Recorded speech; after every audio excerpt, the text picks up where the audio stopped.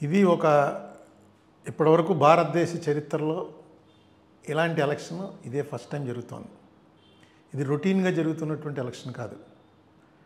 ధన్ఖడ్ గారు ఎందుకు రాజీనామా చేశారో తెలియకుండా ఆయన పదవి నుంచి తప్పుకున్నారు. తప్పుకుంటే వచ్చింది ఈ ఎన్నిక. డెఫినెట్గా మోడీ గారితో డిఫర్ అయ్యే ఆయన తప్పుకుని ఉంటాడని అనుకోవాలి. ఎందుకంటే మోడీ గారితో డిఫర్ అవ్వకపోతే రాజీనామా చేయవలసినంత పని లేదు. ఒంట్లో బాగోపోతే 4 రోజులు ట్రీట్మెంట్ తీసుకుంటారు. డిప్యూటీ చైర్మన్ నడుపుతాడు. అసలు యాక్చువల్గా డిప్యూటీ చైర్మన్లే నడుపుతారు. చైర్మన్ ఊరికే వచ్చి చైర్మన్ ప్లస్ ఉపరాష్ట్రపతి ఒకళ్ళే ఉంటారు. వాళ్ళు వచ్చి కూర్చుని కాసేపు ప్రభుత్వాన్ని కాన్స్టిట్యూషనల్ హెడ్గా వచ్చి కూర్చుని నడిపి వెళ్ళిపోయిన తర్వాత డిప్యూటీ చైర్మనే నడుపుతూ ఉంటారు.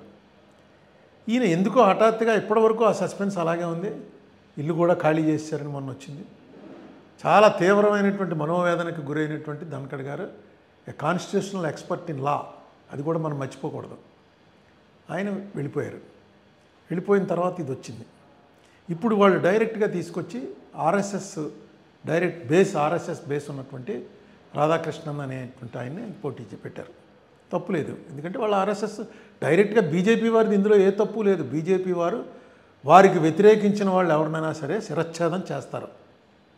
బీజేపీ వారికి ఇప్పుడున్నటువంటి రాజ్యాంగం మీద ఉన్న కానీ ఇప్పుడున్నటువంటి నేషనల్ ఫ్లాగ్ మీద కానీ సెక్యులర్ సెటప్ అంటే ముస్లిమ్స్, క్రిస్టియన్స్, హిందూస్ అందరూ కలిసి ఉండాలనే సెక్యులర్ సెటప్ మీద కానీ ఏమాత్రం నమ్మకం లేదు.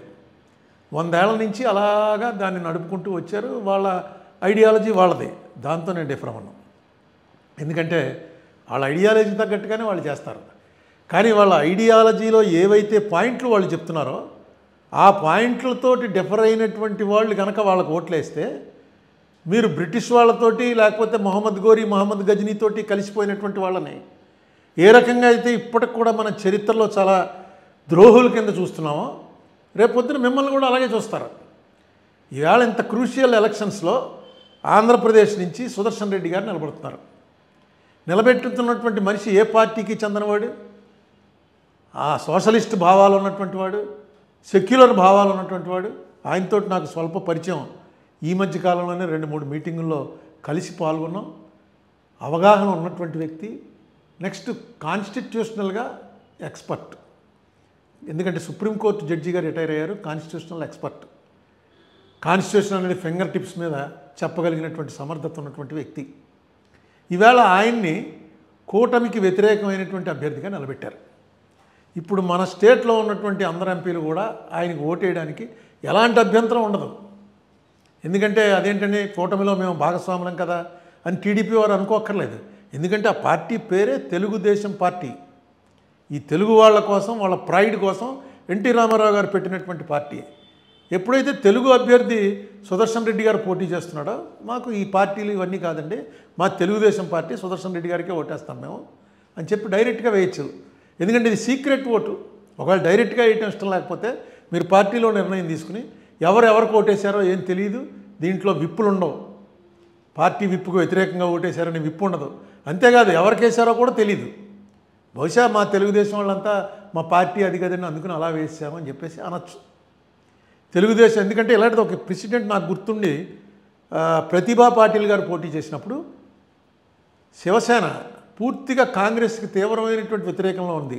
ఎందుకంటే మేము అప్పుడు ఎంపీలం. అపోజిషన్ బెంచ్లో మెయిన్ గట్టిగా మాట్లాడే వాళ్ళంతా శివసేనలోనే ఉన్నారు. వాళ్ళు కాంగ్రెస్ క్యాండిడేట్ని పెడితే ప్రతిభా పాటిల్ గారిని, అదే యూపీఏ క్యాండిడేట్ని, వాళ్ళు ఓటేస్తాం డైరెక్ట్గా చెప్పారు. ఏంటంటే మాది మహారాష్ట్ర, ఆవిడది మహారాష్ట్ర, మా మహారాష్ట్ర ప్రైడ్ కోసమే శివసేన వచ్చింది, అందుకని మేము డైరెక్ట్గా వేస్తున్నామని if I remembrance is correct వాళ్ళు వేశారు. అలాగా ఇలాంటివి చాలా ఉన్నాయి ప్రెసిడెంట్లు. సో తెలుగుదేశం పార్టీకి సంబంధించినటువంటి ఎంపీలు ఏమాత్రం మొహమాటం లేకుండా ఎవరితోటి ఏ తగువు లేకుండా సీక్రెట్గా వేసి రేపు సుదర్శన్ రెడ్డి గారికి ఓటేసి వచ్చేయచ్చు.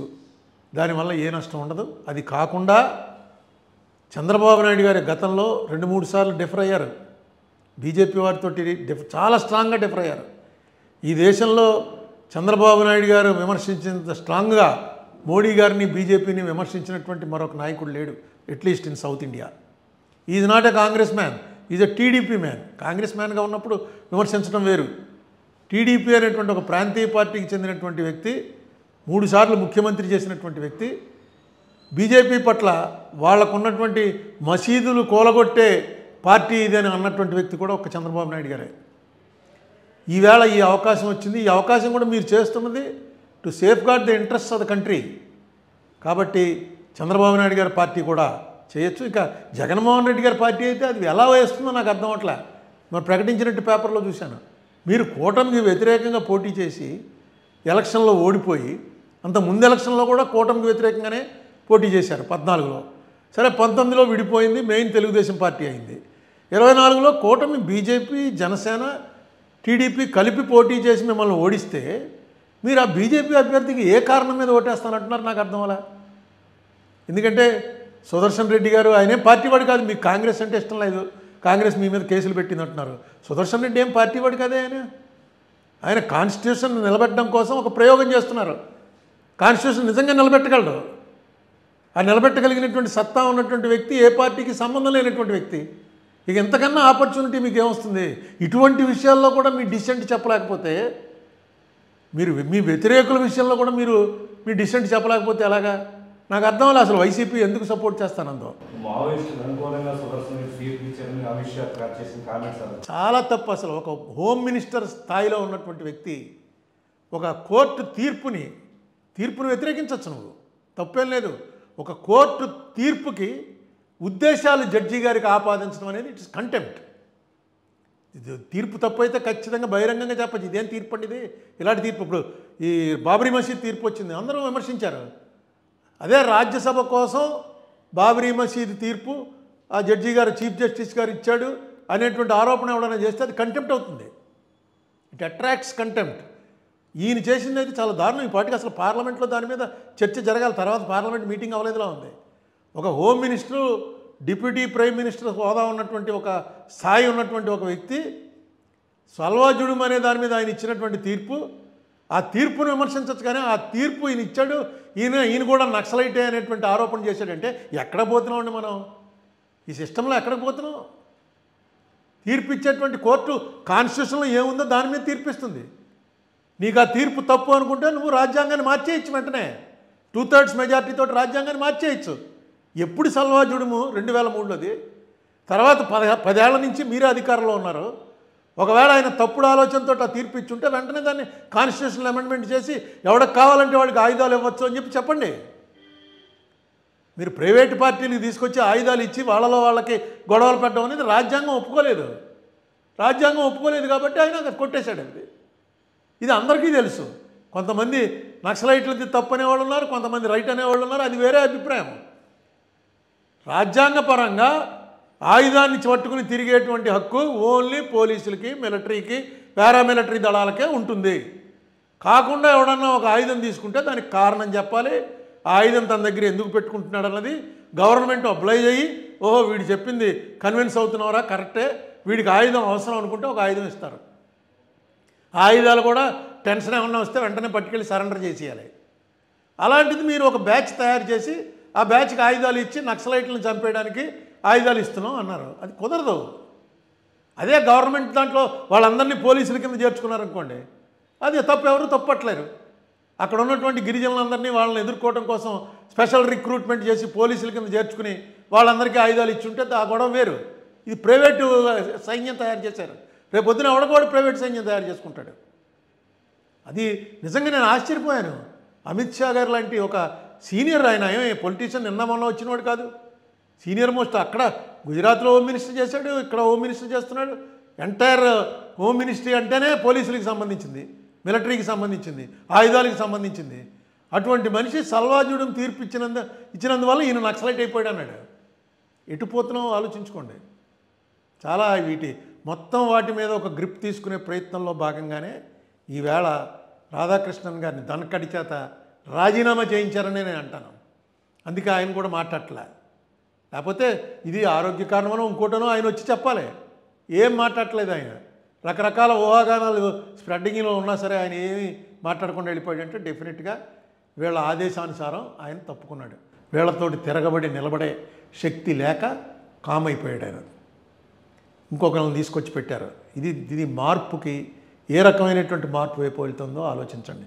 ఒక్క విషయం మర్చిపోకండి, ఆర్ఎస్ఎస్ అనేటువంటి మాతృ సంస్థ, దానికి సంబంధించినటువంటి బైబిల్, భగవద్గీత, ఖురాన్ ఏంటంటే పాంచజన్యం అని తెలుగులో ఉంది, బంచ్ ఆఫ్ థాట్స్ అని గురూజీ గోల్వాల్కర్ గారు ఏదైతే రాశారో అదే ఆదర్శం. వరుసగా దాన్ని అమలు చేసుకుంటూ వస్తున్నారు. దాంట్లో ఆయన క్లియర్గా రాశాడు, ముస్లిమ్స్, క్రిస్టియన్స్ ఈ దేశంలో ఉండటానికి అర్హత లేదు అని రాశాడు ఆయన. అలాగే సోషలిస్టులు అంటే కమ్యూనిస్ట్ పార్టీ వాళ్ళు కానీ, ఇందిరాగాంధీ కానీ, వీళ్ళందరూ సోషలిస్టులు జయప్రకాష్ నారాయణ గారు కానీ, వీళ్ళెవ్వరికీ కూడా ఈ దేశంలో ఉండేటువంటి హక్కు లేదు. ఇది మన బేసిక్ సనాతన ధర్మానికి ఇవన్నీ వ్యతిరేకం అని ఆయన చెప్పినటువంటి మాటలతోటి మీరు అంగీకరిస్తే, టీడీపీ వారు కానీ, వైసీపీ వారు కానీ, బీఆర్ఎస్ పార్టీ వారు కానీ, ఆయన మన కేసీఆర్ గారి పార్టీ, మీరు వాటితో అంగీకరిస్తే ఈ ఎలక్షన్లో వేయండి. ఇదేదో వైస్ ప్రెసిడెంట్ ఏదో చిన్న ఎలక్షన్ అనుకోకండి. ఇలా వైస్ ప్రెసిడెంట్ కానీ, ప్రెసిడెంట్ ఎలక్షన్ కానీ ఇప్పటివరకు భారతదేశంలో ఎప్పుడు రాలా. ఇది రాజ్యాంగ ఉండాలా, బీజేపీ ఉండాలా? బీజేపీ అనేటువంటి పార్టీ రాజ్యాంగాన్ని పక్కన పెట్టి ఈ దేశాన్ని పరిపాలించడానికి ఫస్ట్ మెట్టిది. ఇప్పటిదాకా డెమోక్రటిక్గా వచ్చారు. ఉన్నటువంటి వైస్ ప్రెసిడెంట్ని ఆల్మోస్ట్ పారిపోయేలా చేసి వైస్ ప్రెసిడెంట్ ఎలక్షన్ తీసుకొచ్చారు. ఈ తీసుకొచ్చింది కూడా వాళ్ళకి పూర్తి మెజార్టీతో ఉన్న టైంలో తీసుకురాలా, వాళ్ళు గ్యారంటీగా నెగ్గుతారన్న టైంలో తీసుకురాలా. మీరు కూడా వేస్తే కానీ నెగ్గని పరిస్థితుల్లో ఈ ఎలక్షన్ తీసుకొచ్చారు. ఆలోచన చేయండి. లేదు బీజేపీ వారి ఆలోచన కరెక్టు, ఆర్ఎస్ఎస్ ఆలోచన కరెక్టు, గురూజీ గోల్వాల్కర్ గారు చెప్పింది చాలా కరెక్ట్ అని అనుకుంటే వేయండి. నేను మిమ్మల్ని తప్పు పట్టలేను, జనసేన వారు కానీ. ఎందుకంటే మీరు ఆ పార్టీలో ఐడియాలజీలో ఇప్పుడు అలాగే బీజేపీ వాళ్ళు మా ఐడియాలజీ ఇదే అంటారు. ఆ ఐడియాలజీ ఇదే అన్నప్పుడు మనం ఏమనగలం? వాళ్ళతో విభేదించి ఆర్గ్యుమెంట్ చేయగలం. కానీ మీ ఐడియాలజీ ఇదే ఉన్న వాళ్ళని ఈ దేశంలోంచి పంపించేస్తాం, అలాంటి ఐడియాలజీ ఉండటానికి వీల్లేదు, మిమ్మల్ని అసలు బతకనేమో అని అంటాం తప్పు. అది సెక్యులర్ పాలసీ కాదు. సో బీజేపీ వారు వారి ప్రచారం వారు చేసుకుంటూ వస్తున్నారు. ఇప్పుడు ఏం చేస్తున్నారంటే ట్రిక్ ప్లే చేస్తున్నారనమాట.